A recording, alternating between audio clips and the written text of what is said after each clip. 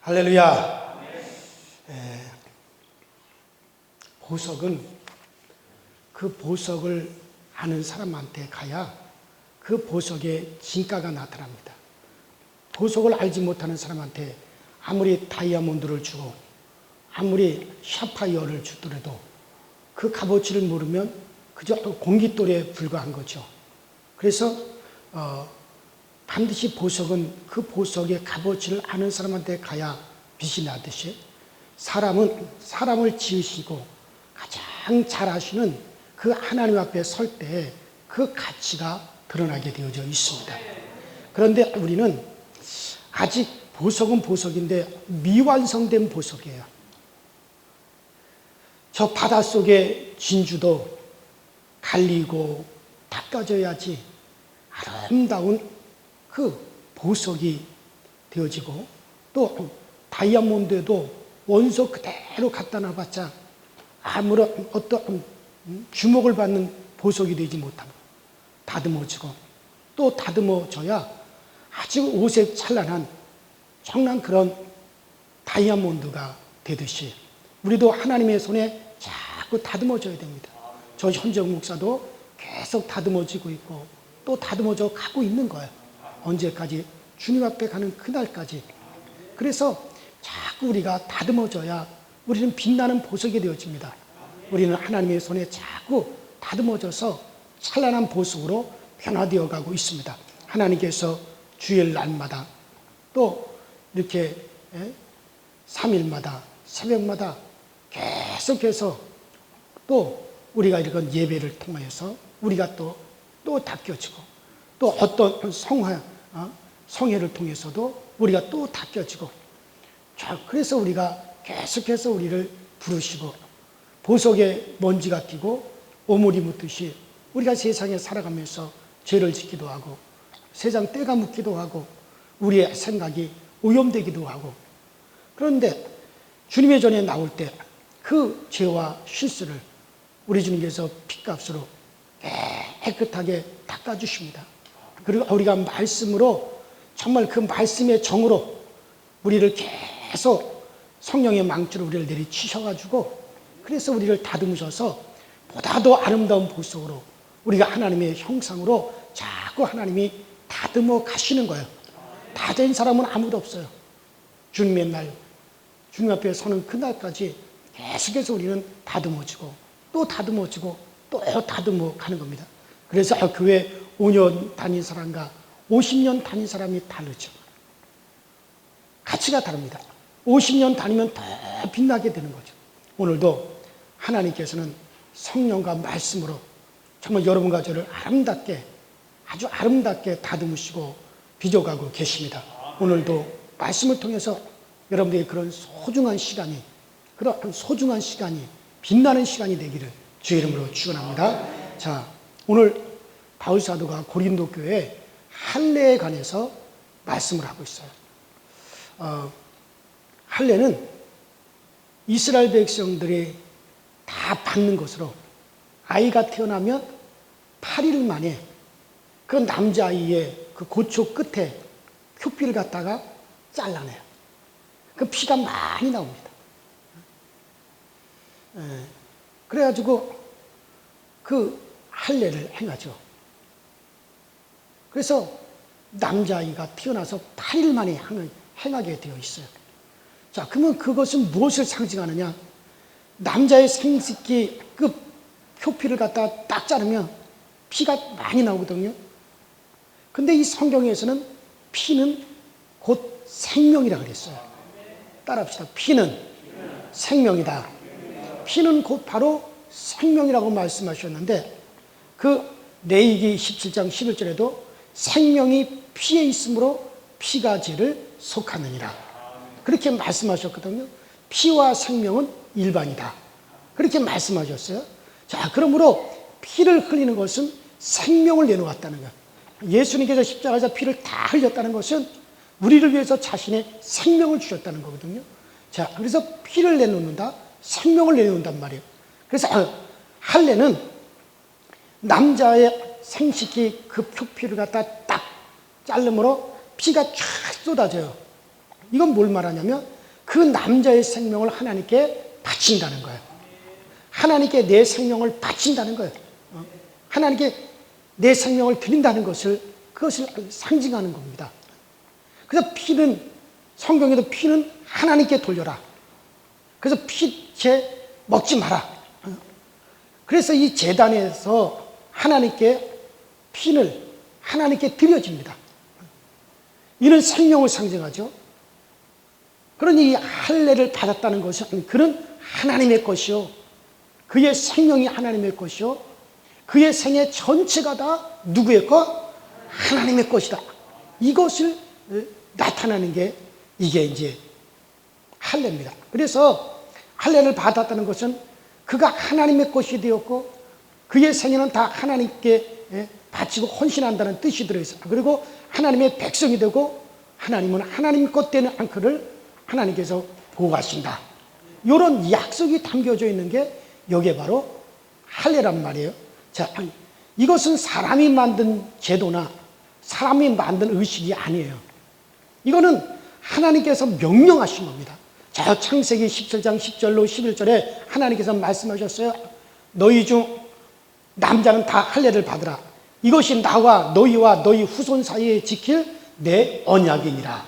따라합시다. 언약이니라. 그래서 언약이라. 그러니까 너희의 양피를 베어라. 이것이 나와 너희 사이에 언약의 표징이 되리라. 그래서 할례는 언약의 표징이란 말이죠. 그게 첫 언약인데요. 그 언약이 그러면 그 언약의 표징인데 그 언약이 뭐냐? 자, 할례는 아브라함에게 하나님이 최초로 명령하셨어요. 남자의 피를 베어라. 그렇게 함으로 이것은 나와 너희 사이에 언약에 대한 표징이다. 너희가 바로 하나님의 언약을 받았다는 그 같은 표식이 너희 몸에 딱 지니고 있는 것이다. 그러면 하나님과 아브라함 사이의 언약의 표징으로 그 자손들도 계속해서 할례를 받게 되어져 있는데, 그럼 어떤 언약이냐? 어떤 언약이냐? 자, 그 언약은 바로 하나님이 아브라함에게 말씀하시죠. 자, 창세기 18장에 보면 하나님이 아브라함에게 이렇게 말씀하시죠. 아브라함아, 내가 언젠가 때가 되면, 기한이 되면 나 여호와 하나님이 너 아브라함으로 말미암아 이 세상에 내가 오게 될 것이다. 그러니까 언젠가 때가 되면, 기한이 이르면 나 여호와 하나님이 너 아브라함으로 말미암아 이 세상에 내가 오게 된다. 이 말은 뭐냐면 하나님이 아브라함의 가문을 통해서 육신을 입고 이 세상에 오시겠다는 거예요. 그것에 대한 증거로서 내년 이맘때에 내 아내 사라가 뭘 낳으리라? 아들을 낳으리라. 그때 사라는 나이 90세야. 이미 경수가 끊어졌어요. 태가 다 말라 비틀어져 버렸어요. 아이를 낳을 힘도 없어요. 이미 90세가 된 할머니가 무슨 애를 낳겠어요. 그런데 하나님께서 나 여호와 하나님이 너 아브라함의 혈통, 너 아브라함의 가문을 통해서 내가 이 세상에 내가 오게 될 것이다. 너의 후손 중에 여호와 하나님이 육신을 입고 태어나게 될 것이다. 그때 모든 인류가 그런 말미암아 복을 받는다. 이건 죄사함의 복을 말하죠. 구원함을 복을 바라는 거죠. 근데 그것에 대한 증표로서 내년 이맘때 도저히 불가능한 네 아내 사라가 아들을 낳으리라. 그래서 이삭은 그것에 대한 증거로서 주셨다. 오실리의 표상이라 그랬어요. 그래서 아브라함이 드디어 1년이 지난 다음에 보니까 자기 아내 사라가, 할머니가 애를 낳았단 말이에요. 아들을 낳았단 말이에요. 그래서 그것을 보고서는 아브라함은 야, 이것이 이루어졌으니까 뭣도 이루어진다. 그 언약이 이루어진다. 그 언약이 뭐예요? 정신 차려요. 너 아브라함을 통해서 누가 하나님이 육신을 입고 이 세상에 오셔서 온 인류가 그때 복을 받는데 그 복은 바로 제3의 복이다 이거예요. 야, 그것이 이루어지겠구나. 그것이 이루어지겠구나. 그래서 그 약속을, 그래서 요한복음 8장 53절에 뭐라 했습니까? 아브라함은 예수 그리스도의 때 볼 것을 즐거워하다 드디어 보고 기뻐했다는 거예요. 아브라함이 바로 이삭을 보는 순간, 이야, 예수 오시겠구나. 하나님이 육신을 입고 오셔서 우리 죄를 속하시겠구나. 그것을 보고 아브라함이 막 기뻐했다는 거예요. 예수님께서 요한복음 8장에 친히 그렇게 말씀하셨잖아요. 그래서 그 약속이 맺어졌다, 이거예요. 그 약속이 맺어졌다. 이게 바로 첫 언약이에요. 따라합시다. 첫 언약. 그러니까 첫 언약은 뭐예요? 예수에 대한 약속이에요. 첫 언약이 뭐라고요? 그렇죠. 예수 오신단 말이에요. 누구 집안을 통해서? 아브라함의 집안을 통해서 예수 이 땅에 오신다. 하나님이 육신을 입고 이 땅에 오신다. 이게 바로 첫 언약이에요. 그 첫 언약의 증표로서 그 약속을 계속해서 기억하고 자손에게 계속 그것을 몸에다가 표시로서 해나가는 게 뭡니까? 그게 바로 할례였단 말이에요. 그래서 할례를 받아야 하나님의 백성이 되고 하나님의 보호를 받는 거예요. 그래서 첫 언약은 바로 예수께서 아브라함의 가문에 오신다.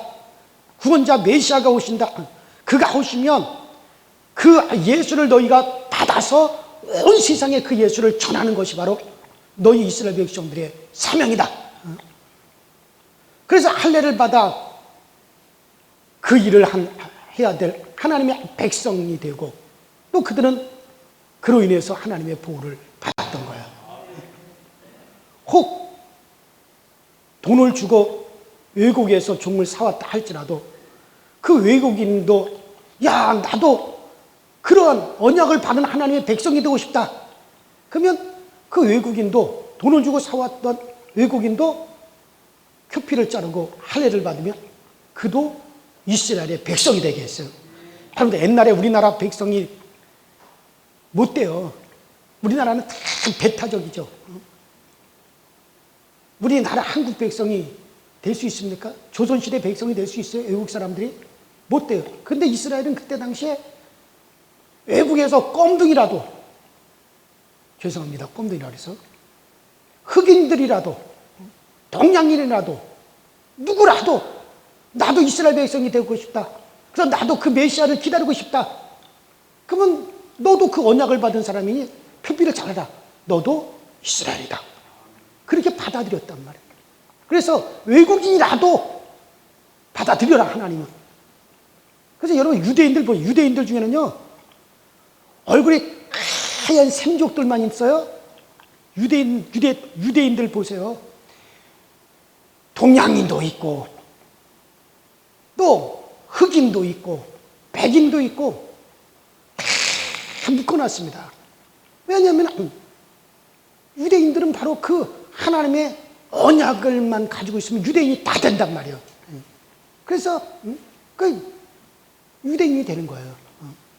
하나님의 백성이 되었습니다.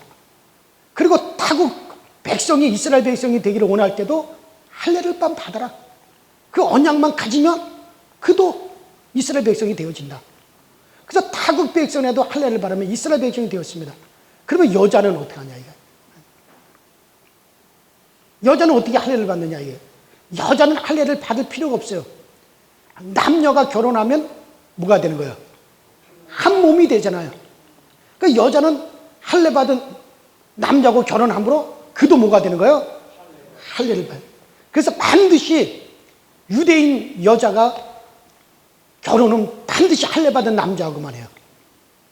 유대 여자들은. 그런데 만일의 경우 외국 남자하고 결혼하고 싶다. 이스라엘 사람이 아닌 유대인이 아닌 사람이랑 결혼하고 싶다. 그러면 그도 뭘 받아야 돼요? 할례를 받으면 이스라엘 유대 여자는 외국 남자하고 결혼을 해도 돼요. 그래서 여자가 할례 받는 방법은 뭐냐? 바로 할례 받은 남자와 결혼해서 한 몸을 이루면 여자는 자동적으로 할례 받은 사람이 되어지는 거예요. 이것이 바로 하나님의 백성된 언약의 표식이었습니다. 자, 그래서 이 할례가 이스라엘 백성들에게 계속해서 대대로 이 할례가 이어졌는데, 그런데 이제 드디어 예수님이 오심으로부터 문제가 발생했습니다. 자, 예수님께서 막 복음을 전하시고 십자가에 달려 우리의 죄값을 지불하고 자기의 모든 물과 피를 다 흘리셔서 생명을 주셨어요. 그리고 무덤에서 3일 만에 부활하시고 40일 동안 이 땅에서 부활의 몸으로 계시다가 승천하셔서 약속대로 성령을 오순절날 성령이 부어주셔서 교회가 막 일어나기 시작하는 거예요. 성령 받은 사람들이 막 복음을 전하니 예루살렘 사람들이 갑자기 하루에 막 3,000명씩 교회로 몰려들기 시작합니다. 수만 명씩 막 예수님에게로 몰려오기 시작합니다. 그러니 사단이 막 발악을 해가지고 예루살렘 교회를 핍박을 했어요. 예수를 믿으면 죽고 감옥에 끌려가니 교인들이 신앙의 자유를 찾아서 그 교인들이 신앙의 자유를 찾아서 예루살렘을 떠나가지고 전 세계로 흩어지기 시작하는 거예요. 교인들이 이 나라 저 나라로, 예루살렘에 있는 교인들이 이 나라 저 나라로 흩어졌지만 예수님을 믿는 사람은 어디 가든지 예수님을 믿지 않을 수가 없는 거예요. 어디 가든지 예배를 안 드릴 수가 없는 거예요. 그러니까 그들이 가는 곳마다 교회를 세웠습니다. 에베소로 가서 에베소, 고린도에 가서 고린도 교회를 세우고, 안디옥에 가서 안디옥 교회를 세우고, 어디를 가든지 로마로 가든지 아시아로 가든지 그들이 가는 곳마다 교회를 세우고 예수님을 전했습니다. 그러니까 이방인들이 여기에서 저기에서 로마에서 고린도에서 갈라디아에서 에베소에서 예수님을 믿기 시작을 했어요. 이방인들이 예수님에게로 이제 몰려오기 시작합니다. 그들이 예수를 믿어 예수님으로 세례를 받았습니다. 이제 그들도 십자가의 보배로운 피로써 죄 씻음을 받고 성령의 인치심을 받아서 그들이 하나님의 자녀가 되고 성도가 되었습니다. 하지만 유대인들이 가만히 보니까는 좀 이상했어요. 왜냐하면 우리가 조상 대대로 아브라함 때부터 그때까지 할례 받은 사람만이 하나님의 백성이고 하나님의 것인데, 이방인들이라도 할례를 받으면 하나님의 백성이 되고 하나님의 것이 되는 것인데, 할례도 받지 않는 이방인들이 예수를 믿어 하나님의 백성이 되었다고 야단을 치고, 그러니까 이거 뭔가 잘못된 거 아니냐, 하나님의 것이 되려면 할례를 받아야 되는데 저 이방인들도 할례를 받아야만이 될 거 아니냐, 그들도 구원받은 하나님의 백성이라면 할례를 받아야 될 거 아니냐, 그렇게 생각이 들겠어요, 안 들겠어요? 그렇게 생각이 들잖아요. 그래서 유대인들이 이방인들한테 너희들도 할례를 받아야 된다, 할례를 받지 않으면 안 된다, 그래서 할례를 받아야 된다고 가르치게 되었는데, 여기에서 이제 문제가 발생하는 거예요. 할례가 유대인들에게는 해부터 당연한 것입니다.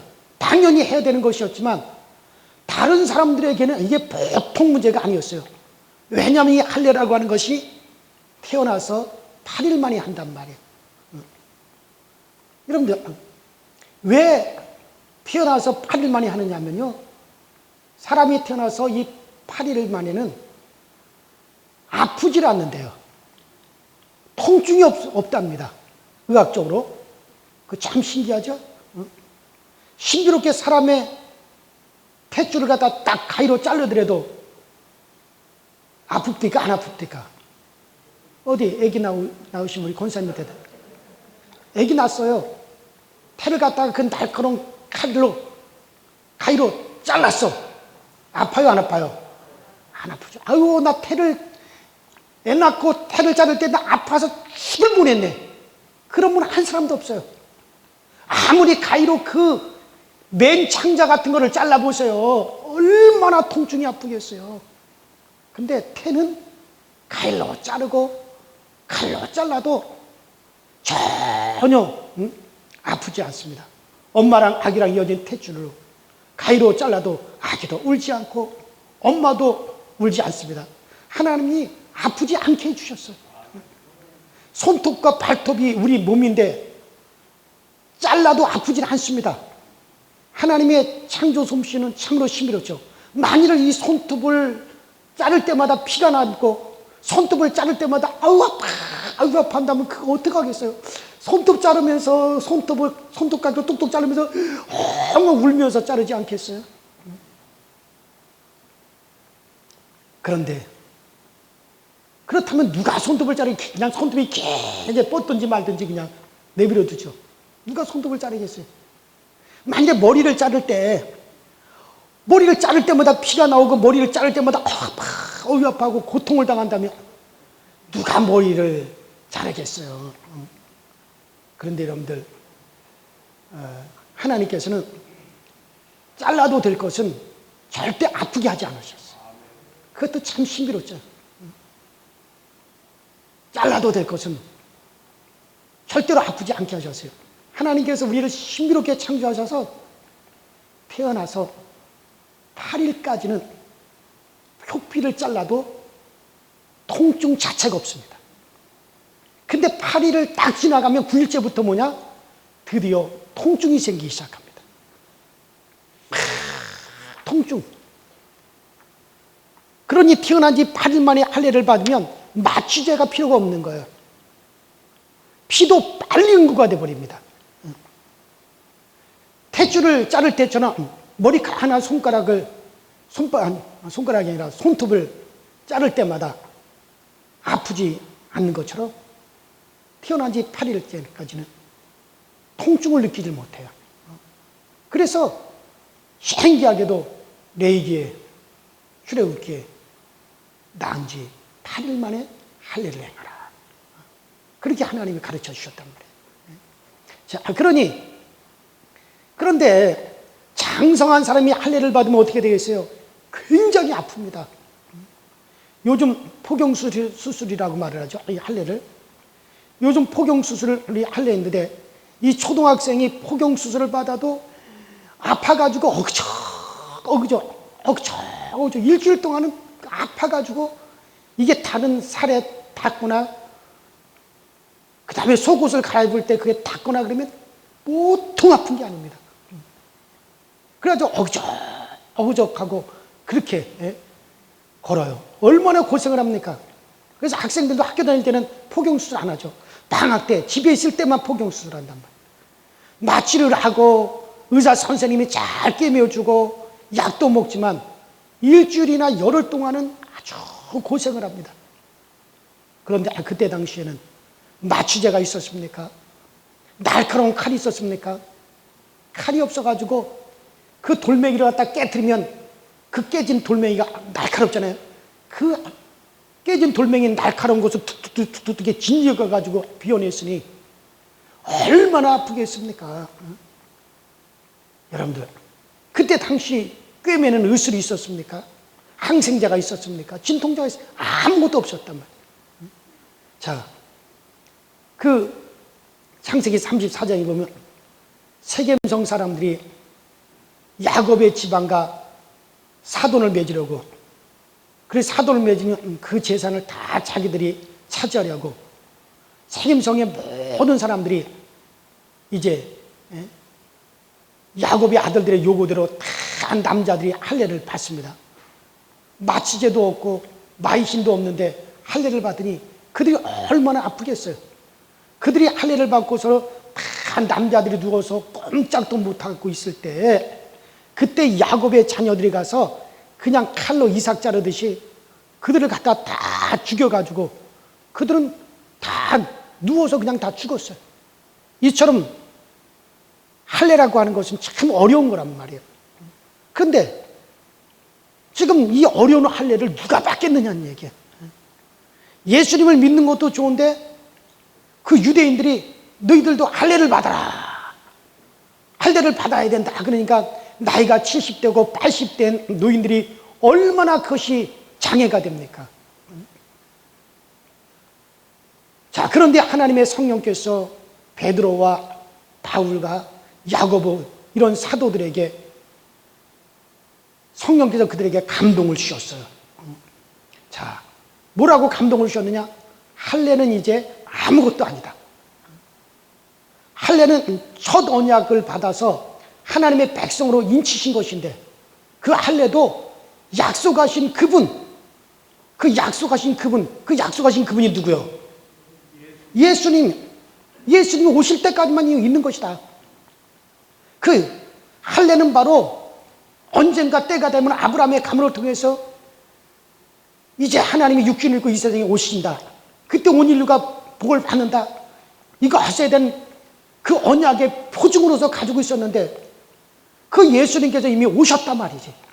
그 예수님께서 이미 오셨고 첫 언약이 다 완성이 됐고 예수의 피, 바로 새 언약의 피는 바로 예수의 피로서 이미 그 모든 것이 다 완성이 되어버렸다 이거. 남자들이 그때까지는 예수 오시기 전까지는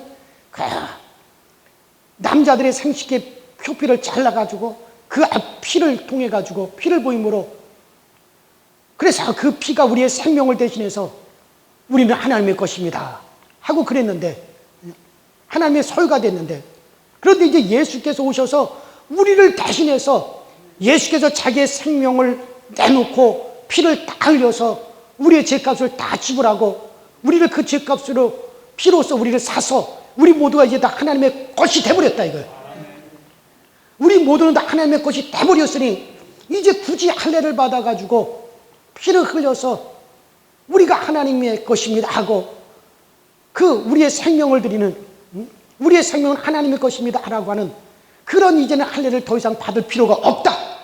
이 모든 것은 다 누가 다 완성을 하셨다? 예수께서 오심으로 다 완성이 된 것이다.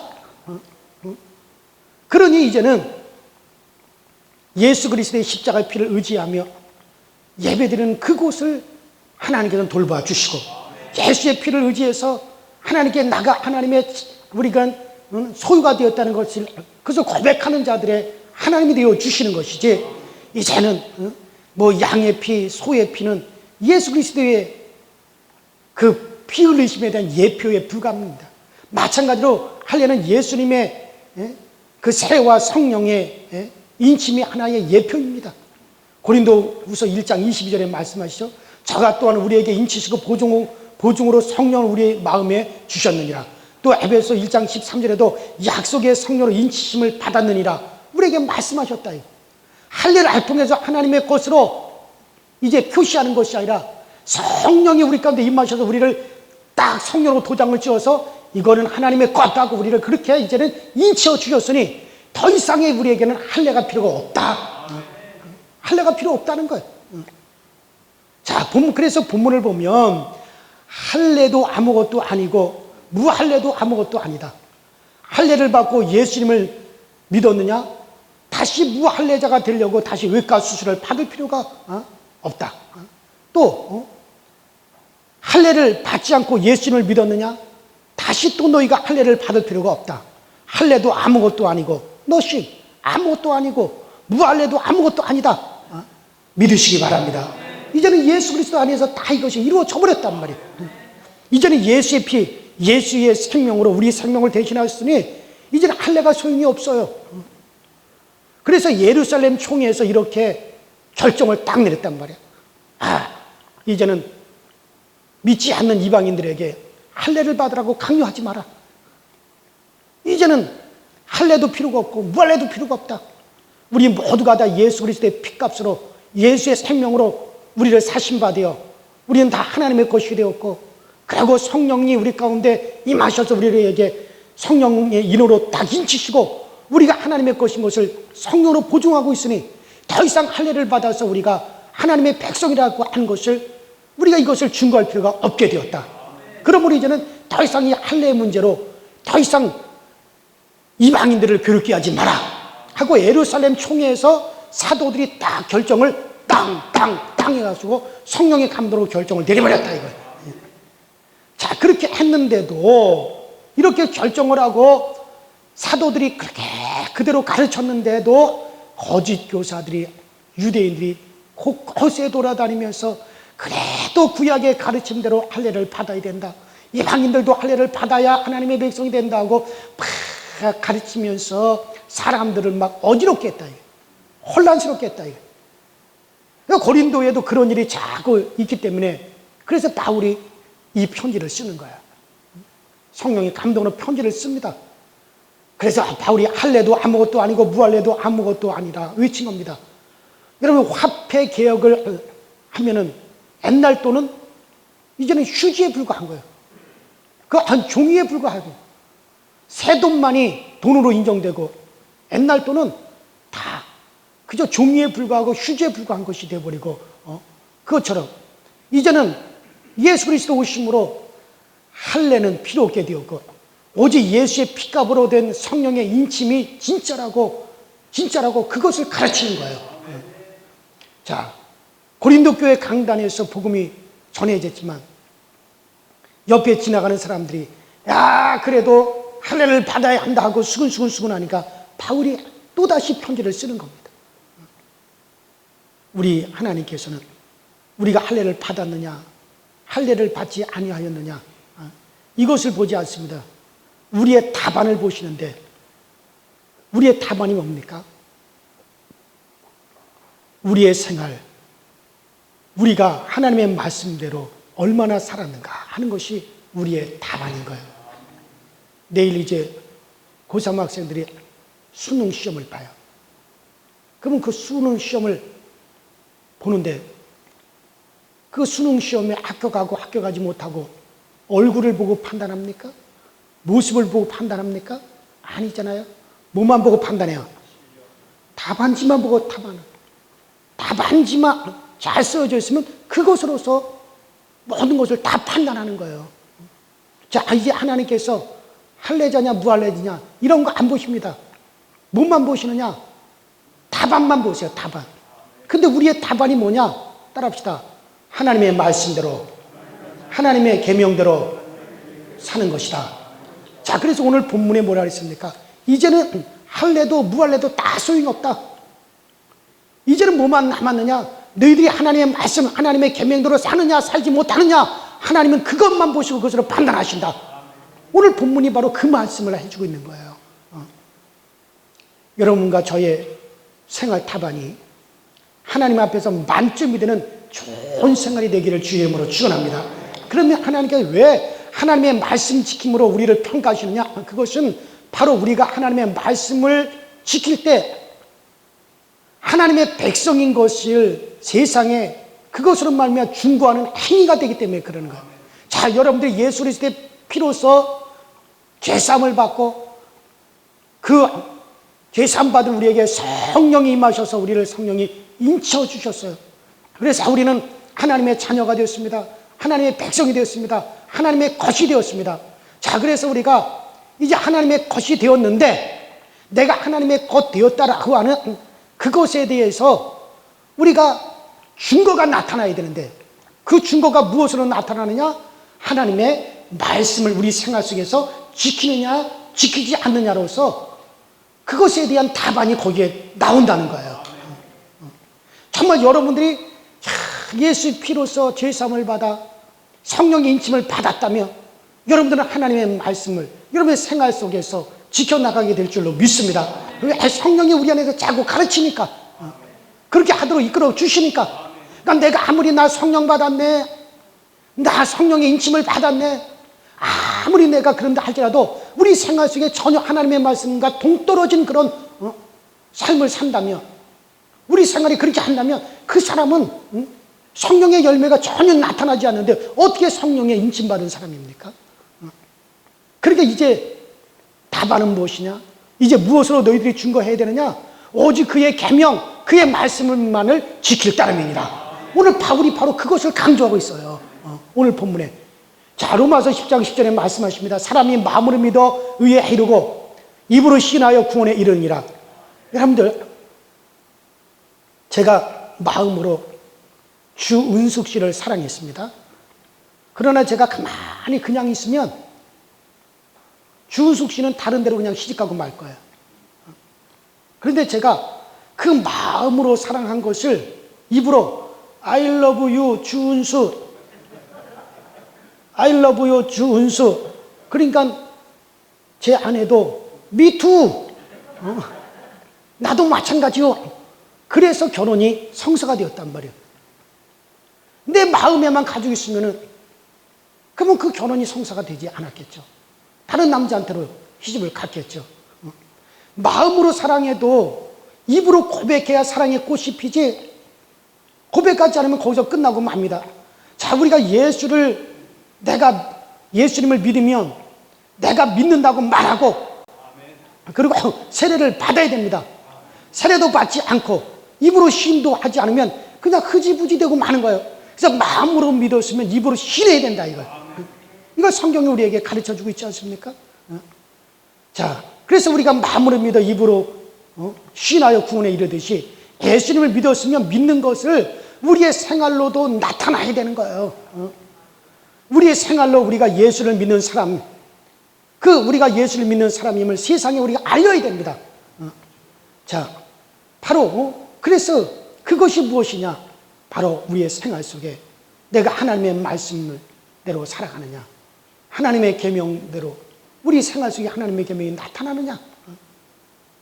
타락의 자리에서도 말이에요, 타락하는 그런 타락의 자리에서도 미안해요, 나는 크리스천이에요, 나는 예수 믿는 사람이에요, 그러므로 나는 이 자리에 계속 있을 수가 없어요 하고 거기서 거절해야죠. 비록 내가 그 타락할 수밖에 없는 그 자리에 내가 참여를 했다 할지라도 아니에요, 나는 크리스천이에요, 나는 예수 믿는 사람이에요, 그러므로 나는 여기서 나가겠어요 하고 거절할 수가 있어야 됩니다. 그 자리에 예수님의 사람임을 나타내셔야 되는 거예요. 술 취하여 방탕하는 자리에서도 저는 크리스찬이라 계속해서 나는 이런 일을 할 수가 없어요. 그렇게 해야만이 그 사람이 그리스도의 증인으로서 나타날 수가 있는 것이죠. 언제 어디서나 우리의 생활이 달라야, 저 사람은 예수쟁이네. 비록 사람들로부터 예수쟁이라고 손가락질을 당해도 저거 예수쟁이네, 그 말을 들어야 된다는 거예요. 저 사람 크리스찬이네. 좋은 말로 말해서 저 사람 신앙인이네. 어쨌든 이런 말이 들려줘야 됩니다. 그리고 그것이 나타나게 돼야 돼요. 그리고 그런 사람이 바로 하나님의 가족이에요. 바로 패밀리예요. 하나님의 말씀은 약속의 말씀입니다. 우리가 말씀을 실천하면 언제나 희망차게 우리가 살아갈 수가 있습니다. 아무쪼록 여러분들 할래도 아무것도 아니요, 무할래도 아무것도 아니요, 오직 예수 그리스도 피로 된 성령의 인치심의 증거가 우리가 말씀을 믿고 우리의 생활에 나타남으로 이것에 대한 정말 증거가 되기를 주의 이름으로 축원합니다. 주의 이름으로 축원합니다. 우리 이전에 다 같이 기도하십시다. 우리 기도하실 때 주여 한번 부르시고, 주님, 정말 오늘 사도 바울이 가르친 대로 할래도 아무것도 아니다, 무할래도 아무것도 아니다, 이 모든 것은 다 지나갔다, 오직 그의 계명만을 따를 뿐이로다, 그의 계명만을 우리가 쫓아갈 뿐이다, 그것만이 우리에게 남아있다 그랬습니다. 이미 성령으로 인침받은 여러분들, 예수의 피로 말미암아 성령으로 인침받은 여러분들에게 이제 우리의 구원은 흔들리지 않습니다. 이제 우리가 남은 것은 뭐만 남았습니까? 하나님의 말씀을 우리의 생활 속에 실천함으로 우리가 바로 성령이 인침받은 사람이라고 하는 걸 증거하는 것, 그것만 우리에게 남았습니다. 그 길로만 달려갈 수 있도록 주여 나에게 이 믿음을 더하여 주시옵소서. 우리 이 시간에 다 같이 주여 한번 부르시고 합심해서 기도하시다가 자유롭게 돌아가시도록 하십시다. 주여.